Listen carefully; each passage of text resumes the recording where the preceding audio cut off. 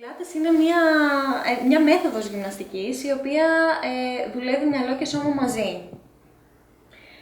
Το μυαλό μας είναι αυτό που θα οδηγήσει το σώμα να εκτελέσει την κάθε κίνηση, όπως θα οδηγήσει και την αναπνοή μας. Η αναπνοή βοηθάει το σώμα ώστε να εκτελέσει κινήσεις πιο άριστα και πιο εύκολα στο σώμα μας. Οπότε θα μπορούσαμε να πούμε ότι είναι μια άσκηση πολύ κοντά σε αυτό που ίσως κάνει γιόγκα.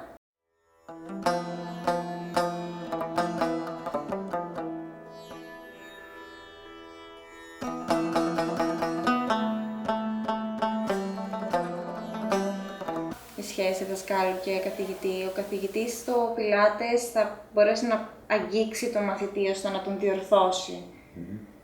Δηλαδή θα πρέπει να υπάρχει απόλυτη εμπιστοσύνη ανάμεσα στον καθηγητή και στον μαθητή. Υπάρχει σωματική επαφή. Υπάρχει σωματική επαφή, ναι.